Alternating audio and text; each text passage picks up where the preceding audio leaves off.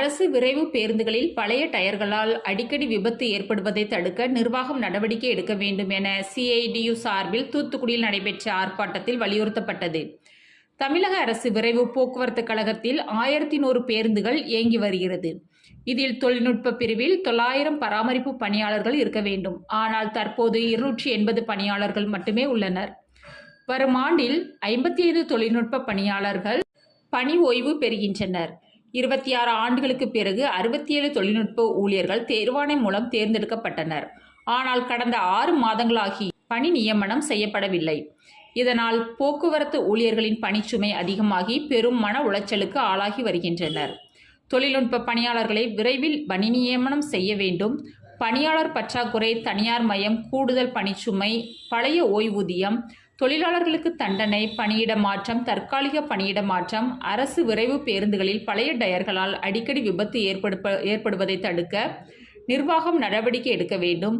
திட்டக்குடி அருகே நடந்த விபத்தில் ஓட்டுநர் மீது போடப்பட்ட FIR-ஐ உடனடியாக ரத்து செய்ய வேண்டும் உள்ளிட்ட கோரிக்கைகளை வலியுறுத்தி தூத்துக்குடி அரசு விரைவு போக்குவரத்து கழக பணிமனை முன்பு ஆர்ப்பாட்டம் நடைபெற்றது.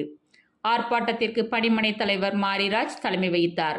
மாநில துணை செயலாளர் பிச்சைமணி, CITU மாவட்ட செயலாளர் ரசல், CITU செந்தில்வேல், சமளமேன குழு உறுப்பினர் சிவகுமார், ஜோசப், கதிரேசன், நல்லபெருமாள், செந்தில்வேல் ஆகியோர் கோரிக்கைகளை வலியுறுத்தி பேசினர். பணிமனை இணை செயலாளர் தர்மராஜ் நன்றி கூறினார். ஆர்ப்பாட்டம் வெல்லட்டும். நிர்வாகமே SCTC நிர்வாகமே வழங்கிவிடு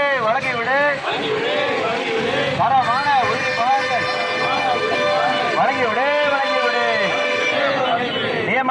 நியமனம் செய் போதுமான ஊழியர்களை நியமனம் செய் வழங்கிவிடு தரமான உதிரி பாகங்களை வழங்கிவிடு வெல்லட்டும் ஆர்ப்பாட்டம் வெல்லட்டும் கைவிடு அதிக தண்டனை வழங்காதே